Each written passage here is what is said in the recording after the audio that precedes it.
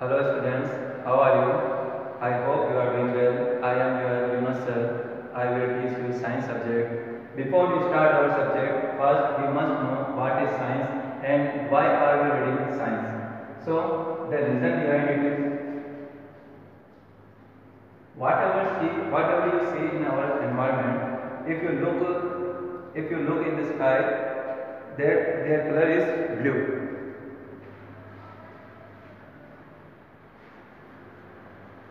Sky color is blue, and there is also rainbow formation and cloud also, and wherever cloud form there may be rain also. बारिश हो सकती है, rain हो सकती है जहाँ क्लाउड बनते हैं. क्लाउड बनने के बाद rain, after rain plant grow करेंगे और प्लांट ग्रो होने पर जो उस पर फूड प्रिपेयर होगा, उस फूड प्रिपेयर को जो ह्यूमन टेक करेगा, ह्यूमन टेक करने पे उस फूड के अंदर जो एनर्जी होगी उसको यूटिलाइज करेगा. यूटिलाइज करने पर फिर अपने ग्रोथ के लिए, इसके अलावा डिजीज से प्रोटेक्शन के लिए इसको यूज़ करेगा. तो कई सारी ऐसी एक्टिविटी हो रही है और ये सारी क्या नेचुरल हो रही है. ऐसा नहीं है कि भी कोई भी पर्सन जाकर जो स्काई है उसका कलर जाकर ब्लू कर रहा है या फिर जाकर रेनबो को बना रहा है, क्लाउड को बना रहा है. नहीं, ये नेचुरली हो रहा है. और तो इसके पीछे कोई ना कोई रीज़न हो रहा होगा. ऐसा नहीं कि ऑटोमेटिक उससे कुछ ना कुछ रीज़न हो रहा होगा. और इतना ही नहीं, अगर आपको याद हो, अगर आपको मालूम है, अपनी जो स्कूल होती है, स्कूल बस का जो कलर होता है वो मोस्टली कैसा होता है, येलो कलर होता है. ऐसा नहीं है कि कलर और नहीं है, कलर तो और भी है, रेड है, ग्रीन है, बट कलर जो होता है बस का मोस्टली कौन सा होता है, येलो होता है. तो येलो ही क्यों होता है, इसका भी कोई ना कोई रीज़न होगा. तो अगर आपको इन सब के अगर रीज़न जानने हैं तो इसके लिए अपन को साइंस सब्जेक्ट पढ़ना पड़ेगा. और अगर बात करें कि साइंस है क्या, अगर आप किसी भी नेचुरल फिनोमेना, कोई भी नेचुरल एक्टिविटी जो आपके सराउंडिंग एनवायरनमेंट में हो रही है, वो क्यों हो रही है, अगर आप उसका एक स्पेसिफिक तरीके से एक सिस्टमेटिक अरेंजमेंट के साथ अगर उसकी स्टडी करें तो वो जो स्टडी आती है आपके साइंस सब्जेक्ट में. अब इसके बाद हम देखते हैं अपना सिलेबस, अपना चैप्टर स्टार्ट करते हैं फर्स्ट चैप्टर. और सिलेबस इस साल अपना एनसीईआरटी हो गया, जो कि अपने लिए बहुत अच्छी बात है. और जो फर्स्ट चैप्टर है वो है chapter first, crop production and management. जो कोई भी स्टूडेंट जिनके फार्मर एग्रीकल्चर से रिलेटेड करते हैं, उससे वर्क करते हैं एग्रीकल्चर का, उनको बहुत अच्छे से मालूम होगा. और बाकी कुछ और नई चीज़ें जानने को मिलेगी, सीखेंगे और क्या क्या होता है. देखो पहले इनके टर्म को समझ लेते हैं स्टार्ट करने से पहले क्या क्या होता है इसके अंदर. तो यहाँ पे जो टर्म है प्रोडक्शन से सिंपली अपन नहीं समझ सकते हैं प्रोड्यूस क्या करना. ऐसा नहीं कि हम यहाँ पर भी एरोप्लेन बना रहे हैं, शिप बना रहे हैं या फिर कोई बाइसिकल, कार वगैरह बना रहे हैं. हम यहाँ पे क्या प्रोड्यूस करेंगे, क्रॉप प्रोड्यूस करेंगे. अब क्रॉप प्रोड्यूस करने के बाद केवल प्रोड्यूस करना ही तो नहीं ना होता है, उसको यूज़ करना भी जरूरी होता है, उसको सही तरीके से यूटिलाइज करना जरूरी होता है, उसको सही जगह स्टोर करना होता है और इसके बाद में उसको आगे ट्रांसपोर्ट करना भी जरूरी होता है. तो ये सब करने के लिए एक प्रॉपर मैनेजमेंट जरूरी है. तो जब आप किसी भी क्रॉप को उसको प्रोड्यूस करके जब आप उसको सही तरीके से उसको स्टोर करके जब उसको आप मैनेज करते हो तो वही होता है आपके क्रॉप प्रोडक्शन एंड मैनेजमेंट. अब इसके बाद में आप समझते हैं कि जो लिविंग ऑर्गेनिज्म आपको मालूम है कौन कौन से लिविंग ऑर्गेनिज्म होते हैं. लिविंग ऑर्गेनिज्म एनिमल होते हैं, एनिमल और प्लांट भी होते हैं. तो ये तो नहीं जानते अपन ह्यूमन बीइंग अगर एनिमल में आते हैं. तो जो एनिमल वगैरह है इनको अगर सर्वाइव करना है लाइफ में, अगर आगे इनको ग्रोथ करनी है तो इसके लिए इनको क्या जरूरी है, एनर्जी चाहिए होती है. और एनर्जी कहाँ से गेन करेंगे, फूड से. ये फूड टेक करके अपने आप की ग्रोथ करते हैं, तो ये फूड टेक करते हैं. तो ऐसे लिविंग ऑर्गेनिज्म तो प्लांट भी है, तो फिर प्लांट कैसे ग्रो करेंगे, इनको भी कुछ ना कुछ एनर्जी चाहिए होगी, फूड चाहिए होगा.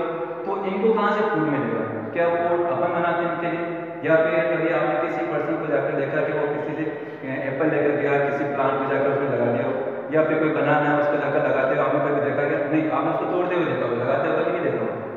तो ये जो प्लांट है फिर ये कैसे सर्वाइव करता है? तो ध्यान रखो, प्लांट में क्या होती है, एक ऐसी प्रॉपर्टी होती है, ये कभी किसी से फूड ना गेन करते ना टेक करते हैं, ये अपना फूड सेल्फ बनाते हैं, ये सेल्फ डिपेंडेंट होते हैं। और याद रखो, प्लांट की जो ये फूड प्रिपेयरिंग जो प्रोसेस होती है, इसी को अपन एक साइंस के अंदर टर्म से जानते हैं, उस टर्म को बोलते हैं फोटोसिंथेसिस। फोटोसिंथेसिस। अब ये फोटोसिंथेसिस क्या होता है, इसको अगर आप थोड़ा सा डिटेल में जानना चाहें तो देखो, फोटो टर्म से समझो आप, याद रखो जहां कहीं भी टर्म देखे आपको photo, photo it relates with light, it relates with light, यानी कि जहां कहीं भी आपको वर्ड दिख जाए फोटो, तो समझ लेना कि वहां पे कुछ ना कुछ लाइट से रिलेशन है। और इसके अलावा सिंथेसिस, सिंथेसिस से मीनिंग है प्रिपेयर करना, कुछ बनाना।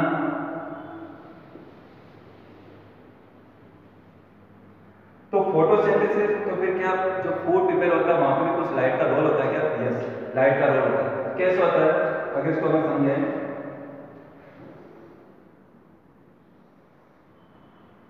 तो ये अपना प्लांट है, सबका प्लांट है, सबको लगाना चाहिए, जरूरी भी है सर्वाइव करना।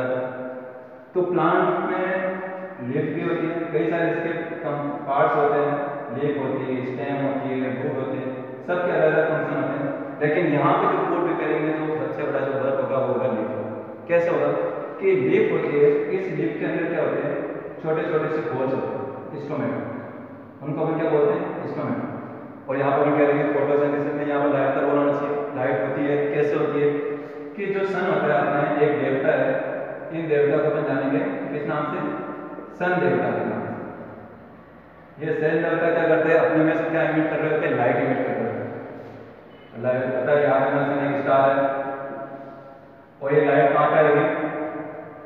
लीफ पे आएगी। और इसके अलावा वाटर भी होता है, जब रेन होती है तो वाटर आता है, और वाटर कहाँ तक पहुँचता है? जो प्लांट की जो रूट होती है, इस रूट तक वाटर पहुँचता है। और इसके अलावा जो एनवायरनमेंट के अंदर आपके कई सारे गैस हैं, इसमें एक जो मेन गैस है वो है कार्बन डाइऑक्साइड गैस, CO2। जब लाइट, कार्बन डाइऑक्साइड और वाटर, लाइट, कार्बन डाइऑक्साइड और वाटर रूट से एब्जॉर्ब करते हैं वाटर। जब रूट से एब्जॉर्ब होने के बाद में स्टेम से होते हुए ये जब लीफ तक पहुंचता है, तो ये जब तीनों चीजें मिलती है, कौन सी और three things? Light, carbon dioxide, water, ये तीनों मिलकर क्या बनाते हैं? फूड प्रिपेयर बनाते हैं। और याद रखना, ये जो फूड प्रिपेयर होता है, फोटोसिंथेसिस की प्रोसेस होती है, ये कहाँ पे होती है? एक पिगमेंट होता है, उसका नाम याद रखना आपको, क्लोरोफिल। जो क्लोरोफिल पिगमेंट होता है वहां पे ये फूड प्रिपेयर होता है। और याद रखना, इसी क्लोरोफिल पिगमेंट की वजह से जो प्लांट की जो लीव्स होती है उनका कलर कैसा होता है? ग्रीन होता है। और फूड कहाँ प्रिपेयर हो रहा है? लीफ में हो रहा है, इसलिए इसको अपन किचन ऑफ द प्लांट भी इसको अपन कहते हैं। अब इसके बाद में क्या एक प्लांट सफिशिएंट होगा कि हम सबके लिए? रहने वाले तो काफ़ी है, सर्वाइव करने वाले तो काफ़ी है, मैं हूँ, आप हो, इसके अलावा कई सारे पॉपुलेशन है। तो एक प्लांट से अपन हो नहीं सकता, इसके लिए अपन को कई सारे प्लांट ग्रो करने पड़ेंगे। तो यहीं पे ध्यान रखो, अब ह्यूमन तो एक तो है नहीं, ऐसा नहीं कि एक के लिए अपन को फूड प्रिपेयर करना, कई सारे के लिए फूड प्रिपेयर करना, कई सारे पर्सन भी है, सबको फूड चाहिए, सब सर्वाइव करना चाहते हैं, मरना कोई नहीं चाहता है, सब जीना चाहता है, अलग ही मरना चाहते हैं, पर अपन को नहीं सोचना, अपन को जीना है खुद के लिए, पेरेंट्स के लिए और अपने देश के लिए। तो जीने के लिए अपन को क्या चाहिए? सर्वाइव करने के लिए फूड चाहिए, सबको चाहिए। तो एक प्लांट से काम होने का नहीं, इसके लिए अपन क्या करेंगे? प्लांट लगाएंगे, कई सारे। और याद रखना आप लोग, जब कभी भी सेम टाइप के प्लांट को एक लार्ज स्केल पर जब उसको ग्रो करवाया जाता है, उसी को अपन क्या कहते हैं? क्रॉप बोलते हैं। ऐसा नहीं होता है कि आप कहीं पे भी एक फील्ड पे जाके एक प्लांट लगा दिया और कह दिया ये क्रॉप है मेरी, नहीं, कभी एक प्लांट को अपन क्रॉप नहीं कह सकते। उसके लिए जरूरी है कि सेम टाइप का प्लांट होना चाहिए और एक स्पेसिफिक प्लेस पे होना चाहिए और एक लार्ज स्केल पर होना चाहिए। अगर लार्ज स्केल पर अगर आप ग्रो करवाते हो तो उसी को अपन क्या बोलेंगे, क्रॉप बोलेंगे। जब यहाँ से अपनी क्या प्रोड्यूस हो जाएगी, क्रॉप प्रोड्यूस हो जाएगी, क्रॉप प्रोड्यूस हो जाएगी। अब क्रॉप प्रोड्यूस यानी क्रॉप प्रोडक्शन हो गया अपना। क्रॉप प्रोडक्शन होने के बाद में इसको सब जगह पहुंचाना भी है, अपन इसको स्टोर भी करना होता है घर पे लाकर। ऐसा करो ना, खेत पे अपन ने उसको ग्रो करवाया, उसकी हार्वेस्टिंग की, हार्वेस्टिंग करने के बाद में वहीं पे खेत के अंदर वहीं रहने दिया, अभी यूज ही नहीं करते। ऐसा भी नहीं करते अपन, क्या करते हैं उसको घर पे लाते हैं, घर में भी उसको एक प्रॉपर वे में उसको सही एक प्लेस पर उसको स्टोर करना जरूरी होता है, सही सही मैनेजमेंट के साथ उसको स्टोर करना होता है। उसके बाद उसको यूज भी करना होता है, उसको अपन उसको सनलाइट के अंदर भी रखते हैं उसको, तो कई सारे तरीके से अपन उसको मैनेज करते हैं। तो ये आपका क्रॉप प्रोडक्शन है, मैनेजमेंट।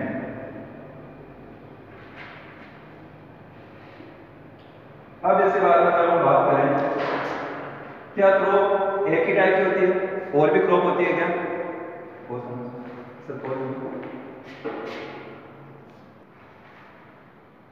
अब अपन ने क्रॉप तो समझ लिया कि भी क्रॉप किसे कहते हैं, तो क्या क्रॉप एक ही टाइप की होती है क्या? नहीं, क्रॉप अलग अलग बेसिस पे अलग अलग टाइप की होती है। अपन को जो बेसिस टाइप याद रखना है वो है सीजन के बेसिस पे। ध्यान रखो, सीजन के बेसिस पे जो क्रॉप होती है, सीजन के बेसिस पे, सीजन के बेसिस पे जो क्रॉप है, उस क्रॉप को कितने पार्ट में क्लासिफाई कर रखा है? 2 पार्ट में। कौन कौन से? फर्स्ट पार्ट रबी और सेकंड खरीफ। रबी एंड खरीफ। रबी कौन से सीजन में आएगी? यह आएगी विंटर सीजन में। विंटर सीजन में आएगी रबी क्रॉप। और जबकि बात करें खरीफ क्रॉप, ये कौन से सीजन में आती है? रेनी क्रॉप, रेनी सीजन। अब इनका टाइम पीरियड कौन कौन सा होता है, कब इनको ग्रो कराया जाता है, कब इनकी हार्वेस्टिंग करी जाती है, यह भी अपन को ध्यान रखना है। तो जो रबी क्रॉप होती है, इसकी जो हार्वेस्टिंग की जाती है, इसको जो ग्रो किया जाता है वो किया जाता है अक्टूबर मंथ में। अक्टूबर मंथ में इसको ग्रो करवाया जाता है, और नवंबर मंथ में, नवंबर के अक्टूबर से नवंबर के बीच में इसको ग्रो कराया जाता है। इसके अलावा मार्च मंथ तक इसको क्या कर लिया जाता है? हार्वेस्ट कर लिया जाता है, इसकी कटिंग कर ली जाती है, हार्वेस्टिंग की कर ली जाती है। और ऐसे भी अगर आपको प्रैक्टिकली जानना हो तो जो भी अभी आप मंथ कौन सा चल रहा है, मई चल रहा है, मई से 1 और 2 मंथ पहले अगर आपको याद हो तो आपके घरों के अंदर खेत वगैरह से जो बीज वगैरह लाए गए होंगे, गेहूँ वगैरह लाया गया होगा आपके खेत से, तो उसका हार्वेस्टिंग टाइम था। तो ये याद रखना, इसका टाइम पीरियड अक्टूबर से मार्च मंथ तक होता है। और बात करें रेनी सीजन की, खरीफ की, इसका जो टाइम पीरियड होता है वो कब से कब तक होता है? इसका होता है जून से इसका टाइम पीरियड होता है जून से सितंबर। जून से सितंबर मंथ तक इसका टाइम पीरियड होता है। अब इसके बाद में इसके एग्जांपल भी आपको याद रखने, कौन कौन से एग्जांपल है? बात करें रबी क्रॉप की, एक तो सबसे अभी बताया मैंने आपको एग्जांपल वीट इसका सबसे अच्छा एग्जांपल है। वीट के साथ में याद हो आपको और क्या क्या वहां पर ग्रो किया जाता है? मस्टर्ड यानी सरसों। मस्टर्ड के अलावा और क्या ग्रो किया जाता है? मस्टर्ड के अलावा और क्या ग्रो किया जाता है? पी, मटर। तो इसके कुछ एग्जांपल है जो आपको याद रखना है। रही बात अगर इसकी बात करें खरीफ क्रॉप की, तो आपको अगर कौन याद हो कौन कौन से थे? एक तो थी मेज, मक्का। मेज के अलावा और कौन से होते हैं? ग्राउंडनट यानी मूंगफली। और ग्राउंडनट के अलावा और सोयाबीन और कॉटन अभी टाइम में आपके ग्रो कराए जाते हैं कॉटन। तो ये इसके कुछ एग्जांपल है। विंटर हो गया, रेनी हो गया। अब आपके दिमाग में कंफ्यूजन आ रहा होगा, सर सीजन तो 3 होते हैं, विंटर, रेनी और समर भी होता है, तो फिर वो कहाँ गया? सही कह रहे हो आप। एक सीजन और होता है समर सीजन। समर सीजन की जो क्रॉप होती है उसको बोलते हैं अपना जायद। अब मैं इसको अलग से क्यों बता रहा हूँ? क्योंकि ये आपके सिलेबस के अंदर नहीं है, आपके सिलेबस में ये 2 क्रॉप ही है, तो आपको इन 2 क्रॉप को अच्छे से याद करना है, इसका आपको मालूम होना चाहिए भी। जैसे कि अभी समर टाइम में भी कौन कौन से आ रहे हैं, अगर देखते होंगे तो तरबूज वगैरह, जैसे एग्जाम्पल वाटरमेलन खा रहे होंगे अच्छे से आप मस्ती से, तो ध्यान रखना, वॉश करके खाना। मस्कमेलन, खरबूज, तरबूज, खरबूज, इसके अलावा कुकुम्बर वगैरह। तो ये एग्जाम्पल है किसके, समर के। तो आपको ध्यान रखना कि 4, 3, 4 अगर एग्जाम्पल याद होना हो तो मिनिमम 2 एग्जाम्पल आपको याद रखना ही है। तो ये आपका हो गया types of crop on the basis off season. अब इसके अलावा आगे का जो टॉपिक है उसके अंदर अपन स्टडी करेंगे कि क्रॉप प्रोड्यूस करने में कौन कौन सी प्रॉब्लम्स होती है जो आपको फेस करनी पड़ती है। अपन को तो इतना मालूम नहीं है, अपन सिटी से बिलोंग करते हैं, लेकिन जो एग्रीकल्चर से बिलोंग करते हैं, जिनके फादर वगैरह फार्मर हैं, उनको अच्छे से मालूम है, उनको कई सारी प्रॉब्लम फेस करनी पड़ती है। चाहे वो फिर वो अलग से कोई ऐसे एनिमल वगैरह उनसे उनको प्रोटेक्ट करना होता है, अलग से इंसेक्ट वगैरह से उनसे प्रोटेक्ट करना होता है। तो छोटी छोटी क्रॉप वगैरह अनवांटेड ग्रास उसके साथ में ग्रो कर जाती है, उससे उसको बचाना होता है। तो कई सारी चीज़ें जो अपन आगे पढ़ेंगे, आगे वीडियो में देखेंगे कैसे कैसे उसके कौन कौन सी स्टेप होती है उसके प्रोडक्शन के लिए। तो आज के लिए इतना ही। अब आपको क्या करना है अपने होमवर्क के अंदर, आपको कई सारे टर्म आए इसके अंदर जो आपको उनकी डिफाइन लिखनी है, बुक के अंदर है, बुक के अंदर उसको आपको फाइंड आउट करना और उसको एक सही तरीके से उसको नोट डाउन करना। तो कौन से आपको डिफाइन लिखनी है, आपको ये आपका होमवर्क रहेगा। और याद रखना जब भी आपकी क्लासेस स्टार्ट होगी तो उसमें मैं चेक करूँगा कि आपने वर्क किया या नहीं किया। तो होमवर्क में एक तो आपको डिफाइन लिखनी है क्रॉप की डिफाइन लिखनी है। क्रॉप के अलावा आपको फोटोसिंथेसिस,